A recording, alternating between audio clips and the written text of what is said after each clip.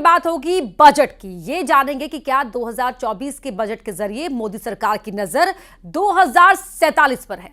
चुनावी साल में सरकार ने बजट में कोई भी लोक लुभावन वादे नहीं किए, बल्कि इंफ्रास्ट्रक्चर, महिला, युवा और किसानों पर फोकस किया है।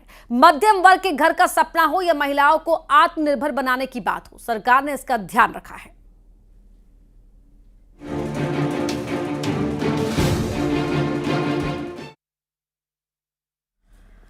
बजट पेश हो चुका है। इस बजट में मोदी की गारंटी की झलक मिलती है। चुनावी फायदे के लिए जनता को खुश करने वाली घोषणाओं की जगह अर्थव्यवस्था को मजबूत बनाने, देश के विकसित बनाने की सोच नजर आती है।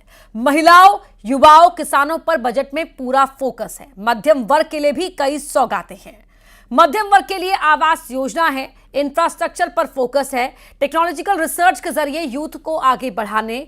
निर्मला सीतारमण की बजट में सब कुछ है। 4 जातियों, गरीब, महिलाएं, युवा और अन्नदाता पर खासा ध्यान दिया गया है।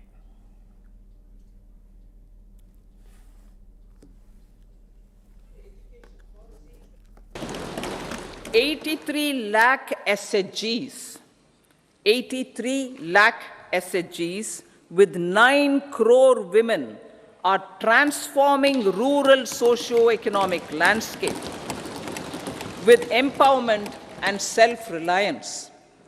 Honorable Speaker said, their success has assisted nearly 1 crore women to become Lakpati Didi already. That is all round, all perspective. PM Modi ने बजट को विकसित भारत की नींव मजबूत करने की गारंटी बताया, युवा भारत की आकांक्षाओं का प्रतिबिंब बताया, गरीबों, मध्यम वर्ग को सशक्त बनाने पर केंद्रित बताया। ये कहा कि सरकार ने बड़ा लक्ष्य निर्धारित किया है, उसे हासिल किया, अब और भी बड़ा लक्ष्य निर्धारित करेंगे।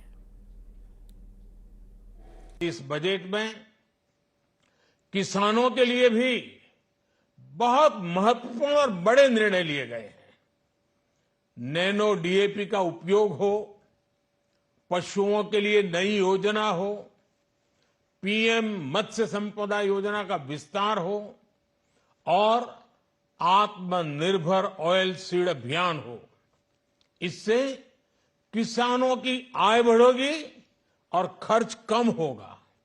मैं एक बार फिर सभी देशवासियों को इस ऐतिहासिक बजट के लिए शुभकामनाएं देता हूं। मुख्यमंत्री डॉक्टर मोहन यादव ने बजट को पीएम मोदी के सपने की झलक बताया। कहा कि बजट में गरीब, महिला, युवाओं का ध्यान रखा गया है। प्रदेश के वित्त मंत्री जगदीश देवड़ा ने कहा कि यह विकसित भारत का बजट है। सर्वहितैषी, सर्वस्पर्शी कामों के आधार पर सभी विभागों पर पर्याप्त ध्यान देते हुए खास करके गरीब, महिला, युवा, किसान पर केंद्रित प्रधानमंत्री ने इस बजट को जो ध्यान केंद्रित किया, जिसके कारण से लगभग 25 करोड़ हमारी आबादी गरीब रेखा से बाहर आई है। ये बहुत बड़ा एक तरह से उपलब्धि है। बजट गरीब, महिलाएं, किसान और युवा, इन पर विशेष ध्यान दिया गया है। $5 ट्रिलियन की अर्थव्यवस्था बनने जा रहा है हमारा देश, उसका भी इसमें समावेश किया गया है और युवाओं का विशेष तौर से इसमें फोकस किया है। 4 बातों का विशेष फोकस किया है और 2047 तक भारत विकसित श्रेणी में नंबर 1 पर आए विश्व में, इसका विशेष फोकस किया गया। तो बजट की तारीफ हर तरफ हो रही है, लेकिन विपक्ष को ऐतराज है। पूर्व मुख्यमंत्री कमलनाथ ने सोशल मीडिया पर पोस्ट किया और बजट को झुंझुना करार दिया। तो वहीं प्रदेश महिला कांग्रेस की अध्यक्ष ने बजट से निराश होने की बात कही, जबकि विधायक आरिफ मसूद ने कहा कि आम जनता के लिए तो कुछ नहीं है। विजन वाला बजट नहीं है ये, कहीं से न कहीं तक किसी भी वर्ग को फायदा पहुंचाने वाला बजट नहीं है।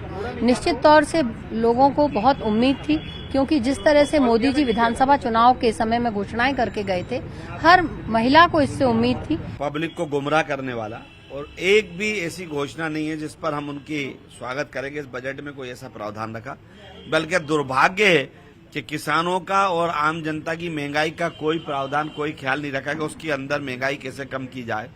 ईंधन के दाम कम करे तो हवाई ईंधन के दाम कम करे, जो एक हंसने का पर्याय बन चुका। हवाई ईंधन इसलिए कम करे कि साहब को विदेशी दौरे ज्यादा करना रहते हैं, तो बजट ज्यादा ना दिखे, इसलिए हवाई ईंधन कम कर दिया। और बाकी जगह महंगाई जो की तो है। वो बता रहे हैं सर्वहितैषी, ये बता रहे हैं कि दुर्भाग्य है कि बजट में गरीब को, आम आदमी को तो कुछ मिला ही नहीं। मध्य प्रदेश की महाडिबेट आज किन सवालों पर फोकस रहेगी, जरा वो सवाल आपको दिखा देते हैं। महाडिबेट का पहला सवाल होगा देश की नींव मजबूत करने की, क्या ये बजट गारंटी देता है, ये सवाल हम पूछेंगे। दूसरा सवाल क्या है ये वो भी देख लेते हैं। लोक लुभावन वादे नहीं, क्या विकसित भारत का संकल्प इस बजट में दिखाई दे रहा है। तीसरा सवाल क्या है वो भी देख लेते हैं। लोकसभा चुनाव पर नहीं, देश के विकास पर क्या है ध्यान, इस पर भी हम बात करेंगे। तो ये है महाडिबेट के आज वो 3 सवाल जिन पर डिबेट फोकस रहेगी। कौन कौन मेहमान जुड़ चुका है जरा उन पर भी डाल लेते हैं नजर। आपका परिचय मैं करवा देती हूं। हमारे साथ डॉक्टर गुलरेज शेख जुड़ रहे हैं, बीजेपी प्रवक्ता है। अभिनव बरौलिया जी हैं, कांग्रेस का पक्ष रखने के लिए कांग्रेस के प्रवक्ता है। जयंत वर्मा है, वरिष्ठ पत्रकार हैं। और मेरे साथ स्टूडियो में है राजनीतिक विश्लेषक आलोक वत्स जी। आप सभी का ही बहुत बहुत स्वागत है। पहला सवाल बरौलिया जी आपसे ही है, कैसा लगा बजट? देखिए, भारत देश की जनता जो आज चाहती थी कि हमेशा हम सुनते थे कि क्या महंगा हुआ, क्या सस्ता हुआ, बचपन से हम सुनते थे, तो सस्ता जैसा तो अब शब्द खत्म हो चुका है, होना ही नहीं है कि कुछ सस्ता होगा, ऐसा हम सुन भी नहीं सकते। उसके बाद आप देखेंगे कि लगातार रेल किराए में पहले हम सुना करते थे स्लीपर क्लास में छूट मिली, कम हुआ कुछ, ये सुनने के लिए कान तरसते थे, लेकिन मेरे ख्याल से स्लीपर क्लास ही खत्म हो गई है। अब इन सब बातें करने का कोई औचित्य नहीं बचा है। तो ये सब बातें इसमें कहीं है नहीं। आम आदमी की जो महंगाई से कमर टूट रही है उसकी तो कोई बात ही नहीं है यहाँ पे, साफ गोई से अगर कही जाए। अगर ये तो बजट किसानों के के लिए जो लोक लुभावने वादे इसमें होते तो क्या आप इसे अच्छा बताते? सुनिए ना, सुनिए अर्पिता जी प्लीज, मैं अपर्णा सर दूंगा, कुछ ज्यादा ऐसा नहीं बोल रहा हूँ मैं, सॉरी अपर्णा जी। तो मैं इतना कहना चाहूंगा कि किसानों के लिए जो आय दुगनी कर देंगे 2022 में, ऐसा कहा जा रहा था, लेकिन किसानों के लिए भी कोई बात यहाँ पर नहीं है। पेटीएम डूब चुका है, ये आपको बता दूं, बहुत बड़ी, जिसकी ब्रांडिंग खुद मोदी जी ने करी थी, हमारे प्रधानमंत्री जी ने, तो वो सारी चीज़ें तो सामने दिख ही रही हैं। आर्थिक अन्याय जो इस देश के साथ हर वर्ग के साथ हो रहा है वो भी दिख रहा है। युवा रोजगार की बात तो एक शब्द नहीं आया बजट में कहीं भी कि ये रोजगार ऐसा कुछ। तो ये सारी चीज़ें जो हैं, कहने को बहुत सारी बातें, लेकिन समय कम रहता है, तो मैं इतना ही कहूँगा कि अब जनता जो है वो आत्मनिर्भर करने की बातें जो करते हैं, उसी तरीके से मतलब सैलरी इंक्रीमेंट्स की पहले बातें होती थी, अब तो सरकारी नौकरियां तो खत्म पर हैं, अब तो सरकारी नौकरियों की कोई बात ही नहीं होना है। प्राइवेट नौकरियां भी अब खतरे पे हैं, जैसे कि देख रहे हैं कई तो शून्य बता रहे हैं ना आप, इस बजट को शून्य बता रहे हैं ना। देश विकसित होने की जगह एक जिस तरीके से निचले स्तर पर जा रहा है, सिर्फ मोदी जी का गुणगान होना चाहिए। ठीक है, नहीं, तो आपने जैसे कहा कि समय ज्यादा नहीं रहता है, तो आपने बता दिया कि बजट में किसी को कुछ नहीं मिला। मैं आगे बढ़ूंगी और मेहमान भी जुड़े हुए हैं, लेकिन गुलरेज शेख आपके पास नहीं आ रही हूं। पहले मैं आपके पास आ रही हूं। मनीष जी सीए हैं, हमारे साथ जुड़े हैं मनीष जोशी जी। मनीष जी जरा आप बता दीजिए, जो बड़े रिलीफ की उम्मीद की जा रही थी, क्योंकि इंटरिम बजट था तो इसलिए नहीं मिला, लेकिन ये कह दिया गया फाइनेंस मिनिस्टर की ओर से कि जब पूर्ण बजट आएगा तो वो रिलीफ भी मिल जाएगा, लेकिन ओवरऑल किस तरह से देख रहे हैं आप इस बजट को?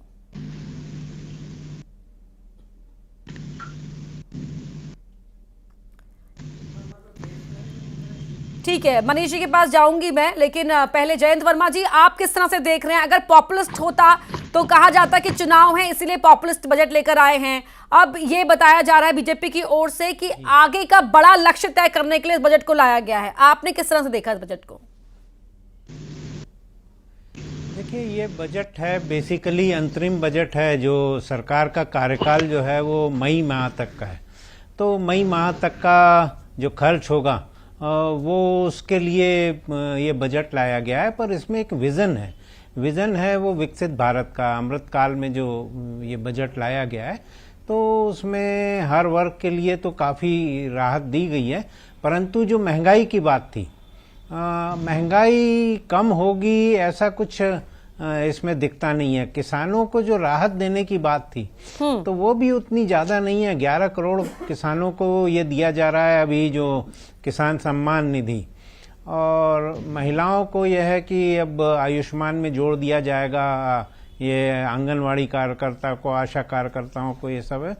और कुछ आवास के बारे में है कि 2 करोड़ और बनेंगे। ये सारा का सारा है। बजट को देख के ऐसा लगता है कि केंद्र सरकार और खासकर मोदी सरकार को ये पूरी तरह से भरोसा है कि चुनाव के बाद सरकार यही कंटिन्यू करेगी। नहीं, वो भरोसा दिखाई भी दिया है, बजट स्पीच में सुनाई भी दिया है। एफएम ने साफ कर दिया कि जब बजट आगे पूर्ण बजट आएगा तो वो राहत भी मिलेगी। और 47 के लक्ष्य की बात की गई है। आलोक वत्स जी जब कांग्रेस के प्रवक्ता को सुन रहे थे, स्टूडियो में जुड़े हुए मेरे साथ आलोक वत्स जी, तब आप मुस्कुरा रहे थे और कुछ कहने के लिए आतुर भी दिखाई दे रहे थे। बताइए क्या कहना चाह रहे थे आप? देखिए, इस बजट को देखकर यही लगता है कि मोदी सरकार 2024 के इलेक्शन के प्रति पूरी तरीके से आश्वस्त है। और वो आश्वस्त इसलिए है कि जो पिच उसने तैयार किया है वो बहुत मजबूत पिच है। और उसके अगेंस्ट जो इंडी अलायंस का जो पिच है वो कमजोर दिन पर दिन होता चला जा रहा है। जो उसके मेन संयोजक थे अभी वही बीजेपी में चले आए। और कांग्रेस, ये ममता जी ने जो बयान दिया, अखिलेश जी ने जो बयान दिया और जो भगवत मान ने बयान दिया, उससे इंडी गठबंधन कितना मजबूत नजर आ रहा है ये कहने की बात नहीं है।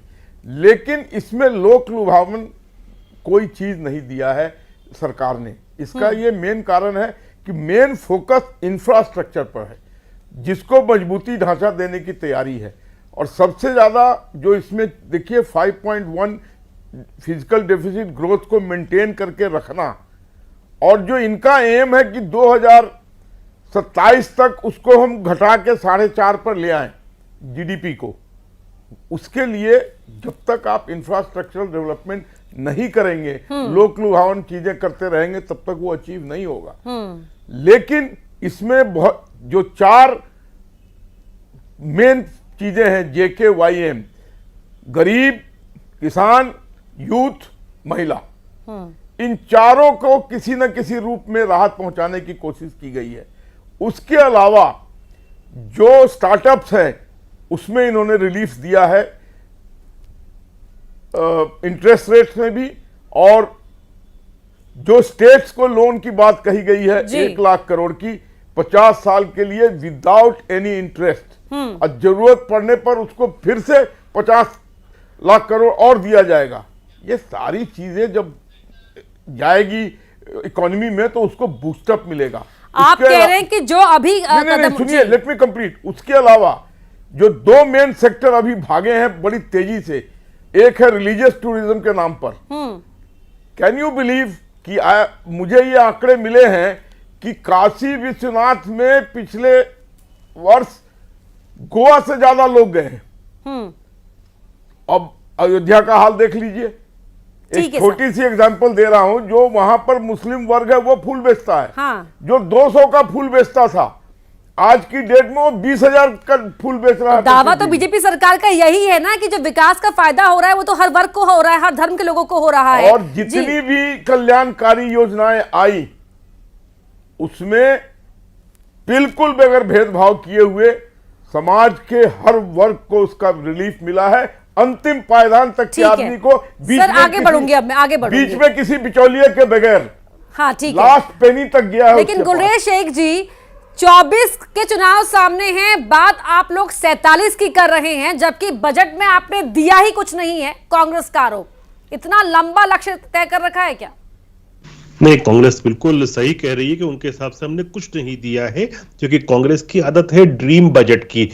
इनका जब भी बजट आता था, चाहे पी चिदम्बरम का बजट आता था, चाहे मनमोहन सिंह का बजट आता था, चाहे दूसरों का बजट आता था, उसको कहते थे ये ड्रीम बजट, क्योंकि ये ड्रीम दिखाते थे, हकीकत नहीं। और हमारा जो बजट है वो ड्रीम बजट नहीं है, ये विकास का बजट है, तो उसमें कोई ड्रीम जैसी चीज नहीं है। तो कांग्रेस को कहने दीजिए। लेकिन यदि 5 साल में 2 करोड़ अतिरिक्त लोगों को पक्के मकान, खुद की छत मिलती है, तो ये क्या आम आदमी को नहीं मिला? जो कांग्रेस वाले कह रहे हैं, इनके प्रदेश अध्यक्ष और दूसरे लोग कह रहे हैं कि आम आदमी के लिए भी यह कुछ नहीं है, तो वो जो 2 करोड़ गरीबों को जो छत मिलेगी, उनको शायद वो आम आदमी की कैटेगरी में नहीं रखते, या हो सकता है इन गरीबों को ये लोग आदमी की कैटेगरी में, इंसान की कैटेगरी में ही नहीं रखते। 3 प्रमुख आर्थिक रेल कॉरिडोर बनाए जाएंगे। अब आप ये सोचिए कि एक एक जो रेल कॉरिडोर बनता है उससे कितने लोगों को रोजगार मिलता है, चाहे वो कंस्ट्रक्शन वाले सेक्टर के लोग हों, चाहे वो फूड बेचने वाले लोग हों, चाहे वो कुली का काम करने वाले लोग हों, चाहे वो ट्रांसपोर्ट से जुड़े हुए लोग हों, कितनों को रोजगार मिलता है, कितनों के घर चलते हैं। इसके विषय में आप सोचिए, इंफ्रास्ट्रक्चर पे यदि 11,11,000 करोड़ रुपए सरकार खर्च करेगी तो आप समझ सकते हैं कि कितना ज्यादा इंफ्रास्ट्रक्चर की ग्रोथ हो रही है हिंदुस्तान में। और जब इंफ्रास्ट्रक्चर बनता है तो साथ में निवेश भी आता है, रोजगार भी उत्पन्न होते हैं, जीडीपी का भी सृजन होता है और देश भी विकसित होता है। आप डिफेंस का सेक्टर को देखिए, डिफेंस में जो वृद्धि की गई है 11% की गई है और आज की तारीख में हम लगभग 3.5% अपनी जीडीपी का डिफेंस पे खर्च कर रहे हैं। यूरोपियन कंट्रीज जो हैं वो 2% नहीं कर पा रही और भारत है ना 3.5% के लगभग कर रहा है। तो हमारे जो सीमाएं हैं उसको सुरक्षा मिलती है, देश का बल बढ़ता है, देश के सैनिक शक्तिशाली होते हैं, देश की सेना का समर्थ बढ़ता है। लक्षद्वीप में हम इंफ्रास्ट्रक्चर डेवलप करने के लिए बजटरी एलोकेशंस कर रहे हैं। झोला भर के आपने गुड पॉइंट्स गिना दिए हैं। ड्रीमी बजट नहीं है कांग्रेस का, लेकिन यहां तो बरौलिया जी कह रहे थे कि आपने कुछ दिया ही नहीं। बरौलिया जी, ड्रीमी बजट नहीं है लेकिन कांग्रेस का ड्रीम तोड़ने वाला बजट है ये।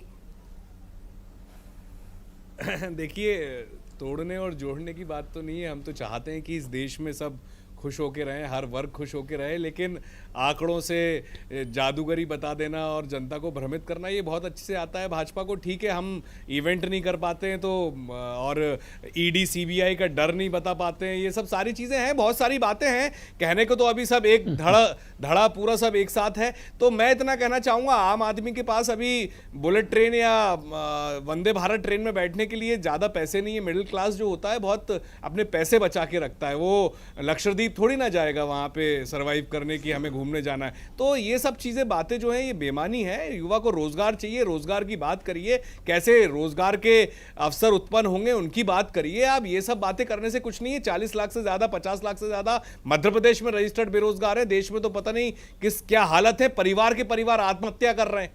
अब आप अपने ड्रीम में जी रहे हैं। आप कह रहे हैं हमारा ड्रीम बजट होता था, तो हमने तो देश को सहेज के हमेशा आज तक जितना सब कुछ है आपका, ये आप घोटाले देख लो आपके किस तरीके से, जो इंफ्रास्ट्रक्चर की बात कर रहे हो, जो हाईवे हैं 600 करोड़ के हाईवे जो मोदी जी उद्घाटन करते हैं वो ढह जाते हैं, 100 करोड़ का डैम ढह जाता है, फिर आप टेंडर निकालते हैं, फिर उन्हीं को बनाते हैं। हमारे तो भाखड़ा नंगल से लेके सारे रोड, सारे जो पुल हैं वो आज भी हैं। तो ये सारी बातें बेमानी है। आप लोग सिर्फ और सिर्फ अपना महिमा मंडन करना चाहते हैं कि हम तो साहब बहुत कुछ कर रहे हैं इस देश के लिए, तो ऐसा कुछ भी नहीं है। आपने ठीक है मीडिया में अपनी बात बहुत अच्छे से रख ली, सारी चीज कर ली, आपने अपने गुणगान करवा लिए मोदी जी के, तो ये जनता देखती है सारी चीज। लेकिन बरौलिया जी, हाँ, आप लोग की जी, आपकी तमाम बातों में एक और कड़ी जोड़ते हुए, अगर वाकई कुछ नहीं किया होता इस सरकार ने, या कुछ नहीं किया, मान लेते हैं आपकी बात को, तब भी इतना आत्मविश्वास कैसे है सरकार, क्योंकि वो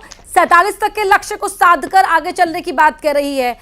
जो फाइनेंस मिनिस्टर है वो अपनी बजट स्पीच में कहती है कि पूर्ण बजट में टैक्स रिलीफ देगी सरकार। 10 सेकंड में बता रहा हूं आपको।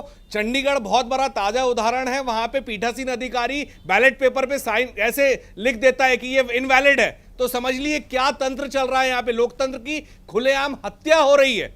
इसके बाद आप देखिए लालू प्रसाद यादव जी और सोरेन जी, इन पर किस तरीके से, जो लोग डर नहीं रहे हैं उनको जेल में डाला जा रहा है। तो ये साफ साफ दिख रहा है यहाँ पर कि ये सरकार कर क्या रही है। एक तरफ जुमलेबाजी कर रही है, एक तरफ ताकत और तानाशाही दिखा रही है। तो इस देश में जिस तरीके से आर्थिक अन्याय तो हो ही रहा है, जनता के साथ भी अन्याय कर रही है, सिर्फ और सिर्फ ताकत दिखा रही है। और ये सरकार उनके घोटाले के ऊपर FIR हुई।